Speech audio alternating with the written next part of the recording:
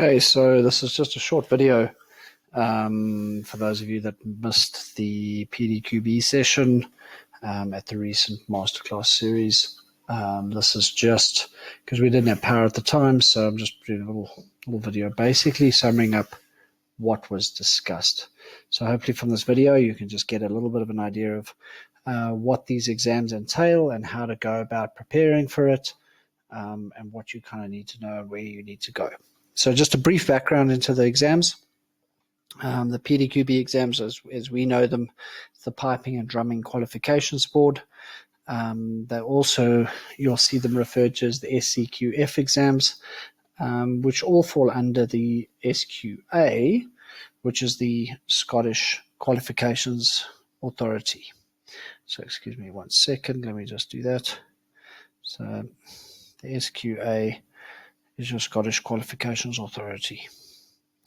Okay, so, this is what is nice is these exams, whilst they really do stand you in good stead for, just kind of giving yourself a very good grounding for your pipe and drumming, and I've seen it several times where it fills in the gaps. So there's a lot of the content you're going to find is quite simple, but there's going to be some stuff there that you haven't covered before, and these exams really serve a good purpose in kind of making sure that there's a blanket kind of baseline understanding of all concepts. Okay, so this is why the exam is so good. I really do think the more guys we've got doing this, guys and girls we've got doing this, the better. So let's get into it. So it's mainly aimed at snare drumming for now. The RSPBA are looking at a process of bringing tenor drumming into it, but it's they're in the process of building that syllabus, and they've kind of they haven't quite firmed it up just yet. But I know they are relatively close. Stevie McQuillan and Paul Brown are both quite involved with that, from what I understand. Okay, so let's look at the snare drumming syllabus, and what the different exams kind of what you can expect. All right, so the first part of it you're going to see is a theory test. The theory test is based off, so the theory notes are all in your elementary, intermediate, and advanced RSPBA books. So RSPBA books,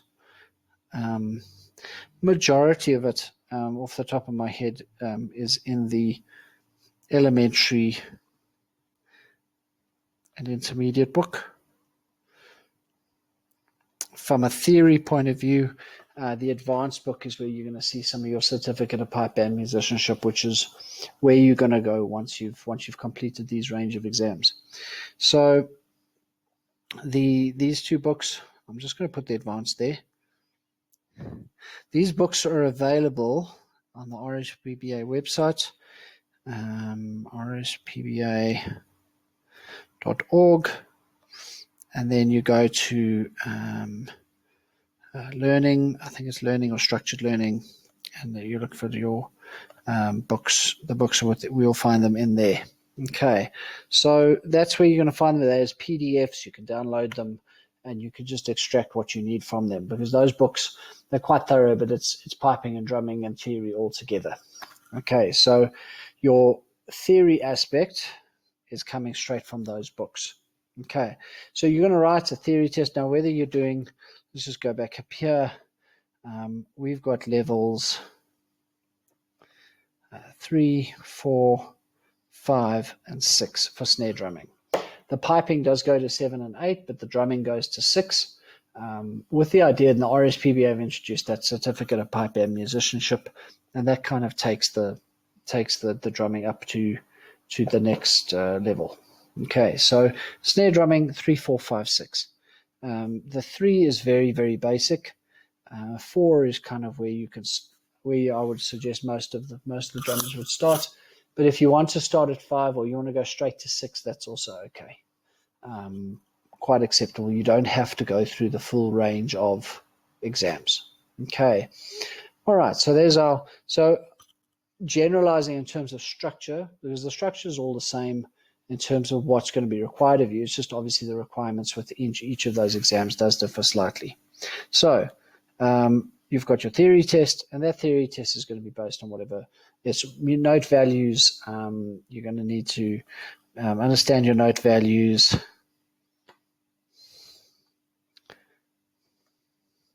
Look at writing simple scores.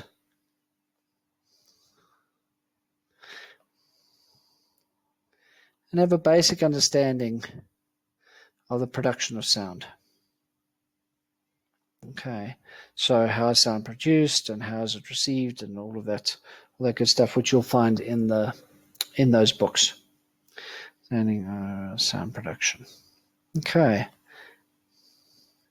so very good, and you can see already from a theoretical standpoint that they're covering quite a variety of topics, which is quite good. So the paper is normally about an hour long, and up to between 60 and 80 marks. I think they do tend to change a little bit, but you will find some sample papers on the website that I'm going to show you just now. Okay, so this is quite you can just learn for this. It's pretty simple stuff. A lot of the stuff we've kind of got. Most drummers have been exposed to from a music theory point of view. South African drummers, in my opinion and experience, have got a very solid, a decent foundation on music theory. So I think we'll be fine on that. All right, so that's your theory, and then you go on to your practical, and the practical is a little bit obviously longer. So the practical involves a couple of components. It's normally done on the same day. So you'd sit and write your theory paper, have a little half an hour break or whatever, and then get into the practicals. And the practical can take up to between 45 minutes and an hour. Sometimes the level 4 exam is a little bit quicker because it's slightly less requirements. But you look to book out about an hour for that practical. And we must remember that the practical exam it's not a drumming competition. So if you do slip up, just, ask the examiner to, can you pick up where you left off, or do you want me to start again? Or those are quite acceptable in terms of approaches you can take. Don't go at it as if it were a competition. Okay.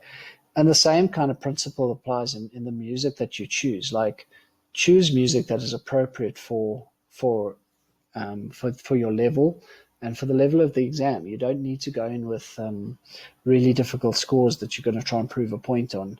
Go with a nice simple score, play it well, and you'll find that your results will come out quite in your favor. Okay. All right. So just onto the practical part of it. So our practical, we've got some technical exercises. Okay. And the technical exercises are rudiments it used to be the rudiments that come from the RSPBA book. They've condensed that down now because there was quite a lot of stuff there. And they've condensed them down and just got a stack of 1 pages together on each exercise. And these can be found on the PDQB website. So www.pdqb.org. Okay, and you'll see there, and I'm going to go to it just now at the end of this. I think I'll just go through to that so you can see what I'm talking about. We can have a look at it and see where to find everything. Okay, so the technical exercises you just need to know. Look through them, nice and simple. They're not too bad. Some of them have, just as a heads up, some of them have tempo markers, some of them don't. So if they don't, and I think they're in the as they advance, kind of develop the syllabus, they're starting to realize that the tempo markers are quite important here. So we're starting to see tempo markers appear on some of the exercises. But if there's no tempo marker, look out for it and play it where you're comfortable. Okay, you don't need to, if there's no tempo marker given, you don't need to prove a point with it. But obviously if there's a tempo marker, you try and stick to it. So your technical exercises, once again, you just play them. a couple of times through. The examiner will ask you, maybe play this line, play that line. Maybe they'll ask you to play the whole sheet. So make sure you're prepared for whatever they could ask you. Okay. Then the next part of it, I'm just going to put a star there. Then the next part of it is going to be your performance piece. And obviously, once again, this depends on what level you're doing. Okay. So the performance piece that you be doing, it's normally 2 sets that get prepared. Just a heads up, because whilst the course outline on the SCQF or PDQB website doesn't say that pieces have to be performed by memory, there seems to be a bit of movement from the RFPBA to include that these pieces are done by memory. My last discussion with Paul Brown he said that that's where they're headed. So currently you don't need to do them by memory. You can have the music in front of you, but it looks like they're heading that way. So just be aware of that. So your performance pieces, so for the different things, you're going to have different requirements. Those requirements are on the PDQB website, and you can see all of that. Hopefully I can show that all to you just now. Okay, so let's have a quick. All right, let's have so what I was saying. So we've got our performance pieces. So for example, the level 6, I think you need it's a march stress by reel and a hornpipe jig. Okay. So there is and they're constantly looking to up the performance level requirements. When I did my exam many years ago, it was a 2-parted MSR and a slow march, quick march. Really not that onerous, but now I believe an MSR and a hornpipe jig, and obviously, and I think there's talk of maybe taking that to 2 MSRs where you submit 2 and play 1. My understanding is that trying to get closer to what the certificate of pipe band musicianship requirements are, which is quite a bit higher. So yeah, so trying to bridge that gap a little bit. At least that's what it appears to be. So the performance pieces, once again, like I said, you just play it as smoothly as you can. If you make a little bit of a slip, just ask to start again. I did it in one of my exams. I promise you it's not the end of the world. Okay, so yeah. All right, and then lastly, well, not lastly, but you've also got some sight reading. Okay, and the sight reading, in terms of what you can be expected, this is where it's a bit of a prepare for as much as you can here, because I've seen a variety of standard of beatings be asked for sight reading. It's from map style tunes, map level tunes through to some of Duthard's scores. So you can, it's a bit of a mixed bag what you get, but most examiners will err on the side of caution and go with something lighter, just to see that you are reading it. You'll be given some time to look over it, to play it on your own before you actually have a crack at it. And also, once again, it's almost expected that there'll be some slips and mistakes. So don't think that you need to play it perfectly and fluently. Just we want to see that there's a basic there's a basic ability in terms of sight reading. Okay, so yeah, so that's your sight reading. You'll be asked to sight read a simple time score and a compound time score. So normally, a 2-4 march and a 6-8 march is the normal go-to.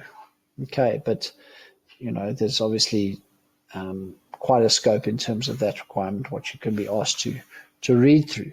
So practicing your sight reading, quite important, and quite a good exercise. Just generally, it's a wonderful thing to advance yourself. Okay, and then the last thing, and this is one where a lot of snare drummers and pipers tend to battle, but tenor drummers seem to fare a little bit better. That's your monotones. Okay, so monotone exercises are very simple rhythm that you need to clap out or tap out. You don't play it with your sticks. You don't play it with right, lefts, that sort of thing. It's just a rhythm that you need to be playing out. For this, the best advice I can give to you in terms of this is counting. Really, and this I spent a bit of time on at the masterclass going over that this is it's very important. One of the foundation things that the RSPBA put in place, and you'll see it in the elementary books, is counting, and it's something that's not done enough. I think at a junior level. So I do think that if you get into your counting, and if you've got into your counting, you're going to breeze through your monotones. Because you can really then look at those note values and you count through those note values, and it's a lot simpler. So, your monotones, you're going to expect to see maybe something along the lines of maybe something like this. This sort of thing is probably what you can expect to see. That sort of thing. So, and you're going to have that in simple time and compound time. Okay, so this type of thing. Let me not write drum scores for you.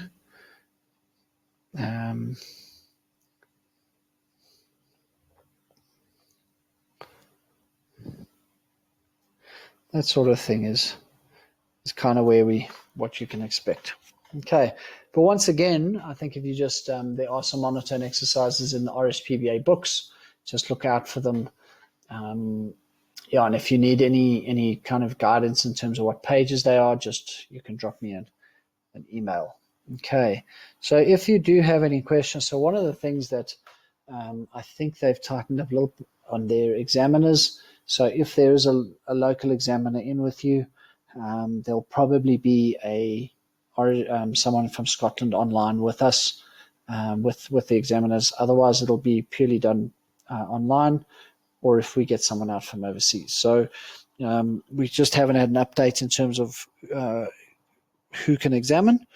But the bottom line and what the message I got is, like, you can't be examined by somebody who taught you. So, if it's your leading drummer or your drumming tutor who's an examiner, then you're going to get somebody else. So just keep that in mind. Which also then frees you up to make sure you know who you can actually approach for help. Okay, so, but I'm happy to obviously help anyone who wants to be doing their exams. All right, so that's your exam. You got your theory, you got your practical component. Practical is done on your technical stuff. This is actually a point that I maybe didn't bring up at your technical exercises and your sight reading are done on a pad, and your performance piece is done on drum. This is obviously just the monotones are clapped, so that's or tapped out. So that can be done on anything. So that's how it goes. All right. Once again, so if you do need any assistance, please just drop me an email, and I'll be happy to help you if you're struggling to find material, or if whatever the story is, please just let me know. Okay, and then let me see if I can get to. I'm just going to pause here, and then we'll resume and hopefully show you those websites. Okay, so give me 1 second. Okay, so I'm just going to have to box a little bit smarter here, and I'm going to take us away from PDQB.org. There it is there. So we're going to get through this. Here it is, PDQB.org, Piping and Drumming Qualifications Board. You can see it's all right. Everything is here that you might need. Okay. All right. So we're going to go through to, on the left here, certificates and syllabus. Okay, so you can see here they've got a PDQB tenor one that they've put in with some tenor exercises. But for my last discussion, these weren't quite up and running fully yet. But I would imagine at any second they could be coming, getting out. Okay, so here, this is under your certificates for pipe, snare, and bagpipe.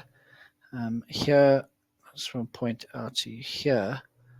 Hopefully you can see my little thing. So we've got pipe band theory, and then pipe band performance. So the performance is obviously the practical part, and the theory is the theory part. So if we were to look at the level 5, let's just go level 5 performance. That doesn't work too well. Okay, so my recording is probably going to be jumping, not going to be showing that new tab. But you can open them up for yourself and you can get a look at it. You've also got your example examination paper. And what I wanted to draw to your attention is here at the bottom, SEQF, snare drum exercises. When you open that up, there's going to be one for each level, and you can go for it from there. Okay, and then we may as well, while we're mucking about, let's go to the RSPBA website, rspba.org. Let's go here and show you where these structured learning books are. Please get there.